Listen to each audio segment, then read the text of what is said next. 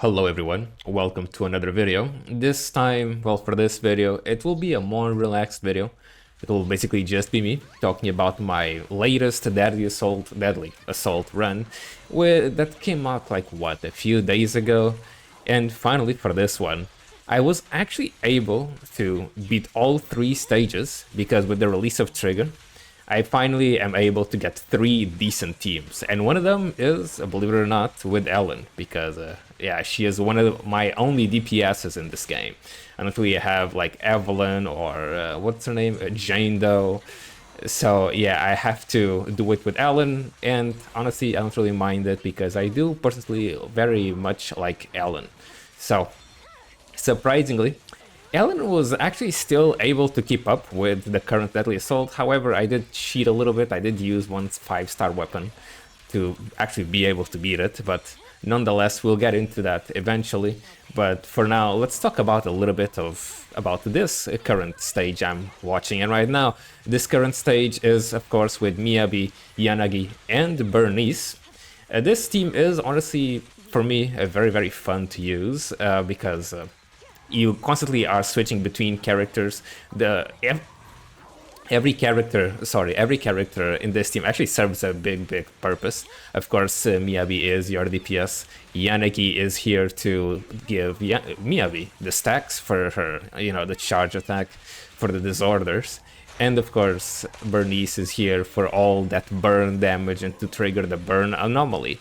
And of course, with the, I guess, off-field, quote-unquote, off-field attacks. It's not really off-field, to be honest, but it might as well be in any case. But yeah, here Yanagi isn't really doing any anomaly damage besides of the disorders. Basically, every time you notice an anomaly on the enemy, you just switch to Yanagi and then do your charge special to deal the disorders, giving the stacks to Miyabi. Sometimes you kind of run out of energy. I've honestly kind of considered changing Yanagi's set or CD set for a different one, since she isn't really dealing that much damage, I think, overall. But I might be wrong. And honestly, I'm just a little bit too lazy to even try giving her a different set because she is already like completely built. So it's kind of pointless to give her a different set at this point in the game. But yeah, in any case, that's really it for this team.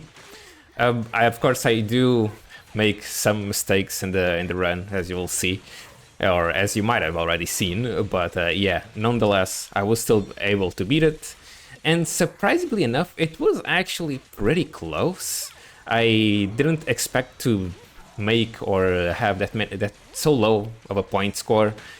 I only dealt around only got like around 23k points, which is surprisingly enough, which is very low considered I am using Miyabi. But yeah, nonetheless, was still able to beat it. But then again, this boss does not have any ice weakness, so I guess that makes sense. Weak spot located.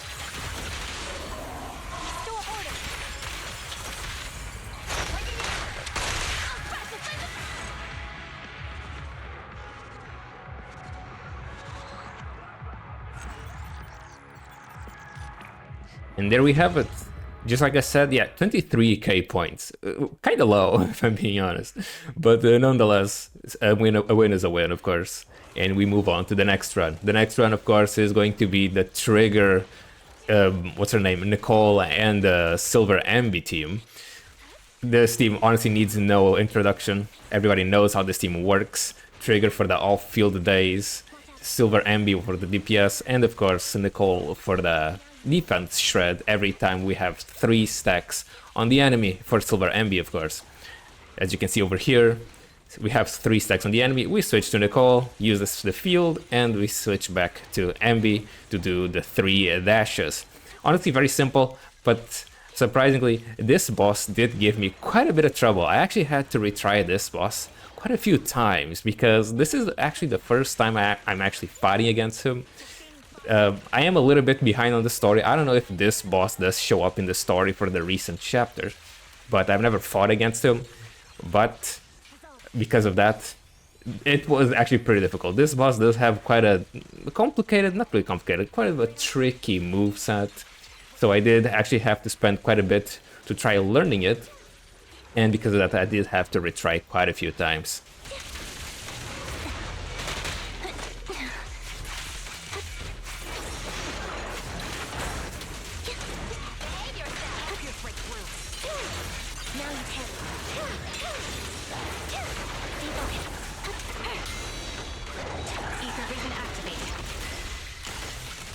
Sniper's Creed. One shot, one kill. Down strategy. The target's exposed. Friend overload. Time to wrap things up. One thing I would like to mention though, it is, I guess, a good practice to save your resources with Ambi, meaning your special skill and your ultimate, for whenever the enemy is actually stunned. That way you can actually dish out a buttload of damage while he is not doing anything. Because outside of the stun period, it is kind of easy to get the stacks on the enemy without the skill and the ult, because you do have to be constantly dodge countering the enemy because he is attacking so freaking often. Of course you can use your skill like a few times here and there, but don't use it too much and try saving it a little bit for when the enemy is actually stunned.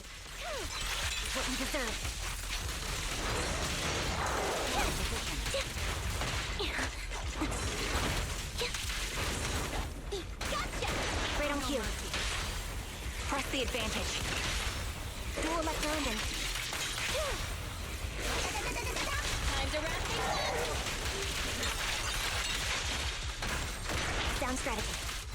He won't back down.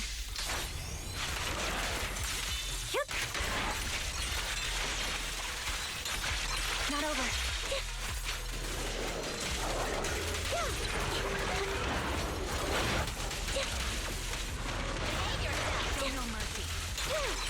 Now you pay. What you deserve.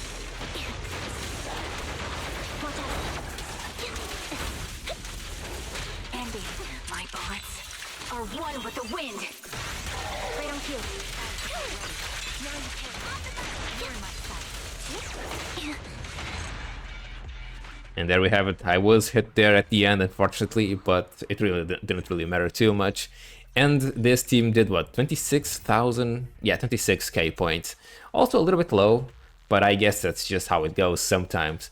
But in any case, this is the team we were all been waiting for, the Ellen team.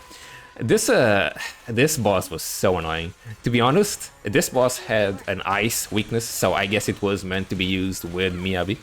But here I decided to go with Ellen, and even with the ice weakness, it was incredibly close.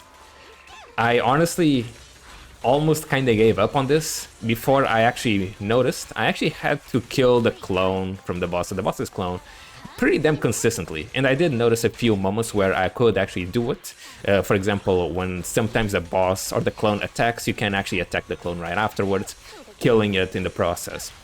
So I did have to do that pretty damn consistently. Because of that, I was actually still able to beat the boss, or getting the 20k points that I needed. But it was still so freaking close, it's kind of insane.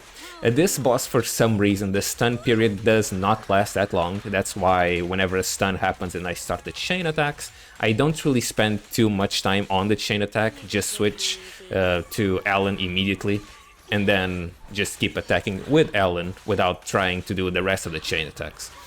Because of that, or if I did the chain attacks, I would not have enough time to use Ellen during the stun period, because the stun would pretty much already be over.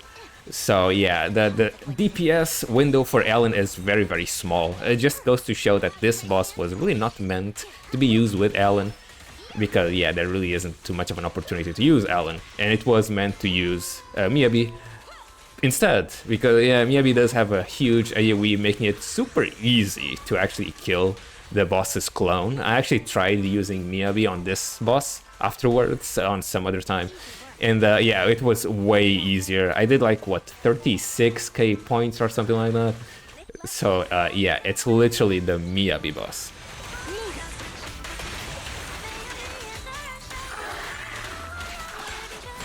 Seriously? Aren't you tired?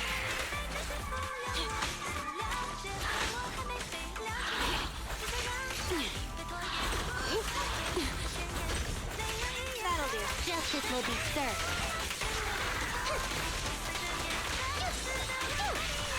Tread carefully.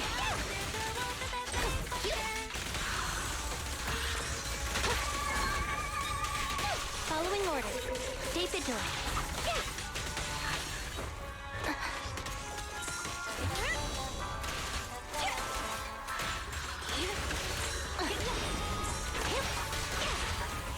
Clear out. Shark Nami.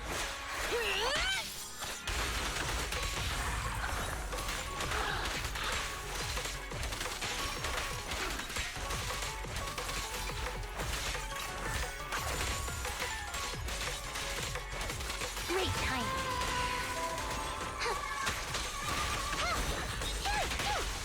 Justice is served.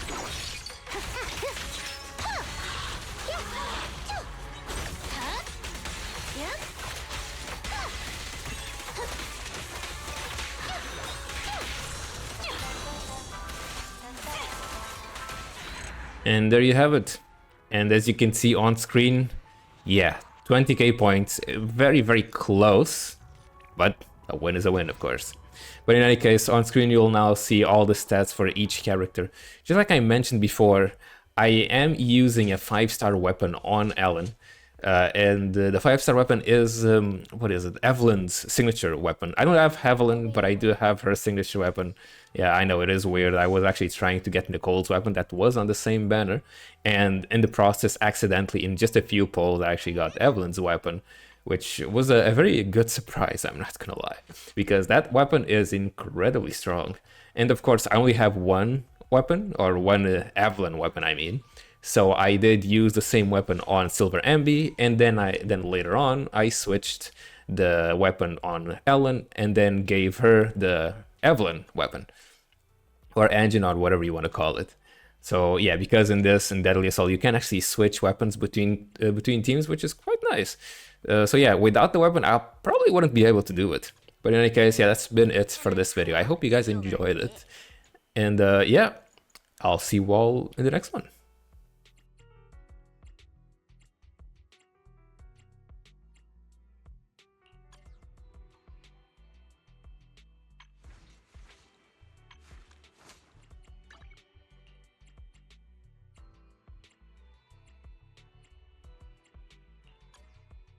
Case to solve.